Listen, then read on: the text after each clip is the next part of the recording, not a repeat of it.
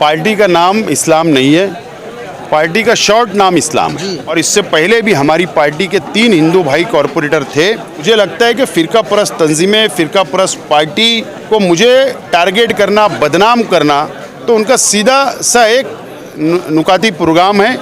शहर के अंदर मुसीबत बढ़ रही, उसका ये मुकाबला नहीं कर पा रहे। अब शहर के आवाम को सोचना है कि ये शहर कौन बचा सकता है। फैंसी गारमेंट आयशा नगर पुलिस स्टेशन के सामने, हजार खोली, मालेगांव। प्रोपराइटर चांद खान। देखते रहिए the prime news Abdul Rahman के साथ। इस्लाम पार्टी की पहली कार्यकारिणी की बैठक थी और पूरे तमामी कार्यकारिणी के तमामी मेंबरान, तमामी पार्टी के ज़िम्मेदारान आज हाजिर थे और आज 7 तजवीज़ हमने पास किया है आज की मीटिंग में एक राय से।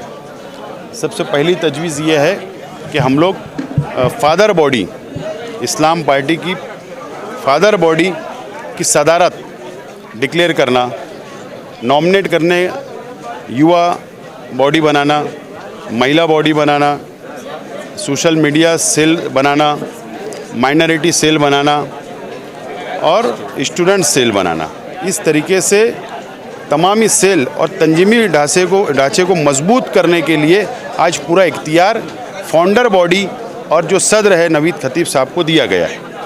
ये फ़ैसला किया गया है और अहम फ़ैसला जो हमने किया आज की मीटिंग में, जो आगरा रोड के ऊपर जो राष्ट्रवादी भवन से मशहूर जो हमारी ऑफिस थी, जो हमारी इमारत थी, उसको शेख रशीद भवन नाम दिया गया है। और 10 तारीख को असूरे के दिन दोपहर 3 बजे शेख रशीद भवन और पार्टी की नई ऑफिस का इफ्तिताह वहाँ पर होगा। इस तरीके से आज की तजावीज़ पास की गई है, उसको एक राय से मंजूर किया गया है। और मालेगांव म्युनिसिपल कॉरपोरेशन की तैयारी करना, उसके लिए तंजीमी ढांचे को मजबूत करना, आवाम के काम करना, इसके ऊपर जोर दिया गया है और सबको आज जिम्मेदारी दी कि अपने अपने वार्ड के अंदर जाकर पार्टी को मजबूत करे और कॉरपोरेशन इलेक्शन की तैयारी करे। अच्छा, अगर ज़माने माजी की बात करें तो ख़ास तौर से शहर के जो मगरबी हिस्सा है, मालेगांव आउटर, वहाँ पर शेख रशीद फैमिली, खानवादे, आप हुए, आपके वालिद मरहूम हों, आप लोगों की एक अच्छी खासी पकड़ है। मगर जिस तरीके से अब आपकी छवि को डिस्ट्रॉय करने की कोशिश हो रही है या एक अलग सी छाप जो है आपके ऊपर डालने की कोशिश हो रही है, कई तरह के मुकदमात आपके ऊपर डालने की कोशिश हो रही है, क्या आने वाले इलेक्शन में इसके असरात होंगे? और चूँकि पार्टी का नाम इस्लाम है तो क्या उस जानिब से आपको जो है कैंडिडेट जो है वो मिलेंगे? पार्टी का नाम इस्लाम नहीं है, पार्टी का शॉर्ट नाम इस्लाम है, नंबर 1। नंबर 2 कि शेख रशीद साहब की विचारधारा, शेख रशीद परिवार की पूरी विचारधारा सभी समाज, सभी धर्म को लेकर चलने की रही है। और इससे पहले भी हमारी पार्टी के 3 हिंदू भाई कॉरपोरेटर थे और मुझे उम्मीद है कि हिंदू भाई की तादाद मज़ीद बढ़ेगी, कम नहीं होगी। और उसकी हम विचारधारा से कभी हम ना हटे हैं और ना कभी हटेंगे। और हमारी पार्टी की पॉलिसी भी यही है, जो election commissioner of India, election commissioner of Maharashtra के अंदर हमने जो सबमिट किया है, वो विचारधारा सेकुलर है। और मुझे लगता है कि फ़िरका परस्त तंजीमें, फ़िरका परस्त पार्टी को मुझे टारगेट करना, बदनाम करना, तो उनका सीधा सा एक नुकाती प्रोग्राम है कि जो शख्स माइनॉरिटी का काम कर रहा है, अल्पसंख्यक के मसाइल को उठा रहा है, मरकज़ी हुकूमत और रियासती हुकूमत के काले कानून के ख़िलाफ़ बोल रहा है, तो उसको टारगेट करने का काम कर रहे हैं। और मैं इससे डरने वाला नहीं हूँ। जो भी हुकूमत काले कानून बनाएंगी, संविधान ने हमको भी अधिकार दिया है, उस संविधान के अधिकार जो हमको मिला है, उस अधिकार से हम लोग फ़िरका परस्तों से लड़ते रहेंगे। क्या ऐसा माना जाए कि 5 अजला में आपकी बढ़ती हुई मकबूलियत को देखकर जो मुखालफिन थोड़ा सा जो है वो फिक्रमंद हो गए, इस तरीके से आप पर इस तरह के इल्ज़ाम जो है वो रख रहे हैं? माइनॉरिटी डिफेंस कमेटी एक गैर सियासी प्लेटफार्म है।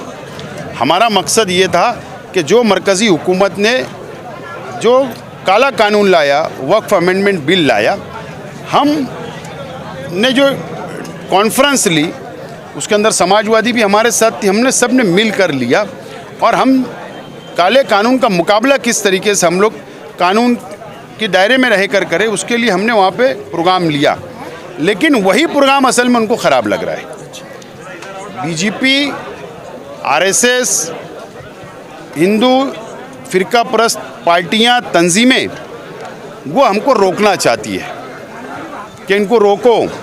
ये अभी उत्तर महाराष्ट्र के अंदर ये माइनॉरिटी कॉन्फ्रेंस लिए, कई पूरे महाराष्ट्र में अगर कॉन्फ्रेंस लेंगे तो हमारा काला कानून का मुकाबला अगर ये कर लेंगे तो उनका जो मकसद है, जो उनका उद्देश्य है कि जो हमारे मजहबी मुकामात में इंटरफेयर करने का जो नीयत ख़राब है, लाखों एकड़ ज़मीन जो वक्फ की है, तो वो सफल नहीं होगा, इसलिए टारगेट करने का काम किया जा रहा है, ऐसा मुझे लगता है।